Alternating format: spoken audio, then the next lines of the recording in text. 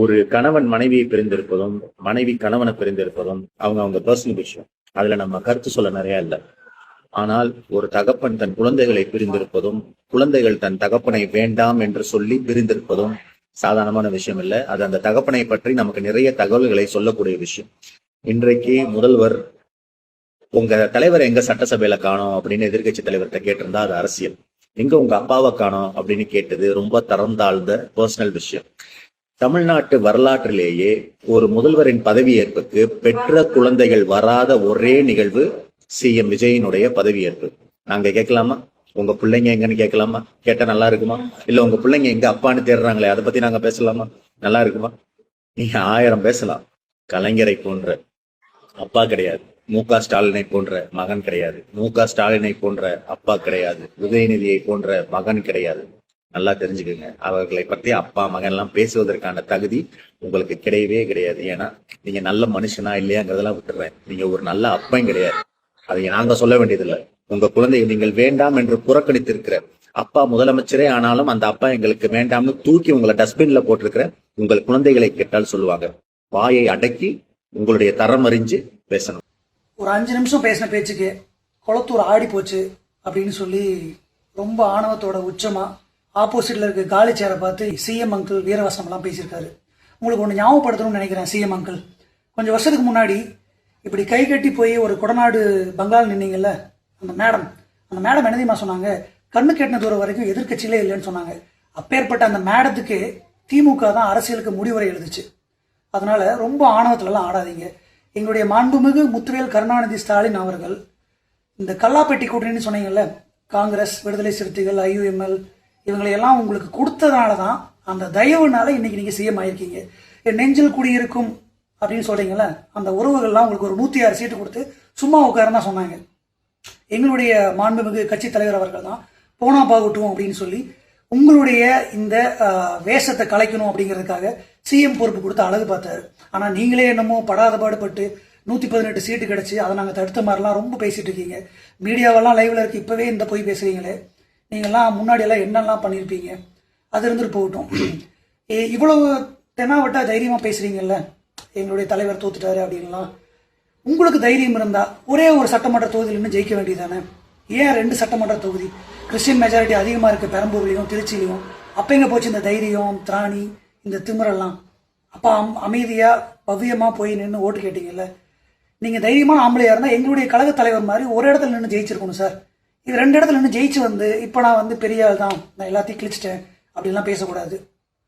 வேண்டா வெறுப்புக்கு பிள்ளையை பெற்று காண்டாமிருகன்னு பேர் வச்ச மாதிரி நேத்து வரைக்கும்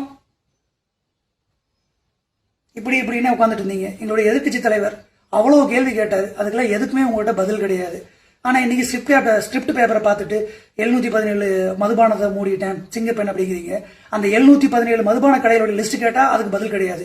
ரீல்ஸை பார்த்து தெரிஞ்சுக்கணும்னு உங்களுடைய மாண்புமிகு அமைச்சர் சொல்றாரு. சிங்கப்பெண் அப்படிங்கிறீங்க, காலேஜில் போய் அவேர்னஸ் கேம்ப் எல்லாம் நடத்தி ரீல்ஸ் எல்லாம் போடுறீங்க. அந்த காலேஜ் பொண்ணுங்க கேட்குற கேள்விக்கெல்லாம் உங்களால பதில் சொல்ல முடியாது. அந்த காவலர்கள்னால அவங்களால ஒரு அரெஸ்ட் பண்ண முடியாது, ஒரு எஃப்ஐஆர் போட முடியாது. ஜஸ்ட் ஒரு செக்யூரிட்டி மாதிரி பிடிச்சி கொண்டே ஸ்டேஷன்ல தான் கொடுக்கணும். அவங்களே என்னங்கிறாங்க, நீங்க பெப்பர் ஸ்ப்ரே வச்சுக்கோங்க, பின்னூசி வச்சுக்கோங்க அப்படிங்கிறாங்க. இதை சொல்றதுக்கு எதுக்குங்க சிங்கப்பெண் அதிரடி பறையெல்லாம்? சிஎம் சாரை சட்டசபையில கதற விட்டுருக்காங்க நம்ம ஆளுங்க. பாவம், அவரால் 107 சீட்டு தான் ஜெயிச்சிருக்கோம் அப்படின்ற அந்த உண்மையை அவரால் தாங்க முடியல. இந்த ஆட்சியே திமுகவுடைய தயவில் தான் நடக்குது அப்படின்ற உண்மையையும் அவரால் ஏற்றுக்க முடியல. காங்கிரஸ் வந்துடுச்சுன்றாரு, கம்யூனிஸ்ட் சுயேட்சையாக முடிவெடுத்தாங்க அப்படின்றாரு. அந்த 4 சீட்டில் கம்யூனிஸ்டுக்காரங்க யாரை எதிர்த்து போட்டி போட்டாங்க? தாவேக்காரங்களை எதிர்த்து போட்டி போட்டாங்க. தாவேக்கா தோற்கடிக்கப்பட்டது. திமுகவுடைய தொண்டர்களுடைய உழைப்பில் அந்த வெற்றியை அவர்கள் பெற்றிருக்கிறார்கள். விசிகாவும் அதே தான், காங்கிரஸும் அதே தான், ஐயுஎம்எலும் அதே தான். அப்போ யாருடைய தயவில் ஆட்சி நடக்குது? உங்களுக்கு பிடிக்குதோ பிடிக்கலையோ, இதுதான் ஃபேக்ட். இந்த ஃபேக்டை ஒத்துக்கோங்க சிஎம் சார். அப்புறம் அடித்து விடுறீங்க, பார்ட்டி ஃபண்டு வாங்கினாங்க, அது நடக்காது, இது நடக்காது, இப்படி போகாது, அப்படி போகாதுன்றீங்க, ஊழலே நடக்காதுன்றீங்க. ஐயா, உங்கள் மந்திரி சபையில் ஊழலுக்காக தண்டிக்கப்பட்ட ஒருவரை மந்திரியாக வச்சுருக்கீங்க. அப்புறம் ஊழலுக்கு எதிராக பொங்கி தீர்க்கிறீர்களே, எப்படி இதை மக்கள் ஏற்றுக்கொள்வார்கள்? இதை நம்புவாங்களா மக்கள்? செயலில் காமிங்க. இன்னொரு முக்கியமான விஷயம், இந்த போதைப் பொருளை பற்றி பேசுகிறீங்க. சட்டம் ஒழுங்கை பற்றி கேட்டால் போதைப் பொருளுக்கு போய்ட்றீங்க. போதைப் பொருள் தான் காரணம்ன்றீங்க. 40 நாளில் எத்தனை போதை மருந்து விற்கிறவனை கைது செஞ்சுருக்கீங்க? உங்கள் கூற்றுப்படி நீங்கள் சொல்கிறத கேட்டால் தமிழ்நாட்டில் ஏதோ அப்படியே பெரிய ட்ரக் கிங் பின்ஸ்லாம் இருக்காங்க, பெரிய ட்ரக் மாஃபியா இருக்குது அப்படின்ற மாதிரி தெரியுது. 40 நாள் ஆயிடுச்சு. நீங்கள் தான் சட்டம் ஒழுங்கு டிஜிபியை சூப்பராக போட்டீங்க. எத்தனை ட்ரக் கிங் பின்ஸை பிடிச்சிருக்கீங்க? எத்தனை ட்ரக் நெட்வொர்க்கை ஸ்மாஷ் பண்ணியிருக்கீங்க? சொல்ல முடியுமா?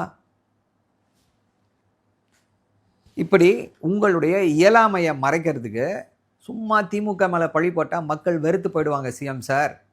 அதனால் நடக்கக்கூடிய விஷயங்களுக்கு பொறுப்பேற்றுக்கிட்டு ஒரு பொறுப்புள்ள முதல்வர் மாதிரி சட்டசபையில் பேசுங்க சார். குட்டி ஸ்டோரியா? நடக்கட்டும் நடக்கட்டும். என்ன கேட்குறீங்க? எங்கப்பா உங்க அப்பாவை காணோம் அப்படின்னு. சார், நீங்க பதவி ஏற்கும் போகும்போது உங்க மனைவி மக்களை காணமே அப்படின்னு மக்கள்லாம் பேசிக்கிட்டாங்க சார். இப்ப அதெல்லாம் மேட்ரு இல்லை. சட்டமன்றங்கிறது மக்களுடைய பிரச்சனைகளையும் தேவைகளையும் மக்கள் இப்ப படாத கவலையில சந்தி சிரிச்சுக்கிட்டு இருக்கிறாங்க. அந்த விஷயங்களை பேசுறதுக்கு உண்டான ஒரு அரிய இடம். அந்த இடத்த இப்ப நீங்க சினிமா கொட்டாயா ஸ்கிரிப்ட் படிச்சுட்டு வந்து பேசக்கூடிய இடமா ஆக்கி வச்சிருக்கீங்க சார். இதுதான் உங்களால ஏற்படுத்தப்பட்ட மாற்றம். திமுகக்கும் எனக்கு நடுவுல யாரு வந்தாலும் நிர்வாகம் பொறுப்பல்ல. இது கிட்டத்தட்ட ஒரு 3rd கிரேட் ரவுடி பேசுற வார்த்தை. அப்போ இவங்களுக்கும் திமுகக்கும் நடுவுல வந்தது யாருன்னா கூட்டணிகள் தான் இருந்தாங்க. நாங்க வெளியே இருந்து ஆதரவு தெரிவிக்கிறோம். நேத்திக்கு அவர் அவமானப்படுத்தினது கூட்டணி கட்சி தான் அவமானப்படுத்திருக்காரு. ஐயுஎம்எல்ஆ இருக்கட்டும், விசிகே இருக்கட்டும். நான் காங்கிரஸை பத்தி பேச நான் தயாராவே இல்லை. ஏன்னா காங்கிரஸை வந்து ரொம்ப பெரிய மதிப்பான ஒரு பார்வையில பார்த்தது. நான்லாம் வந்து எனக்குலாம் காங்கிரஸ் எல்லாம் அவ்வளவு பிடிக்கும். ஆனா இந்த எலெக்ஷன்ல அவங்க பண்ண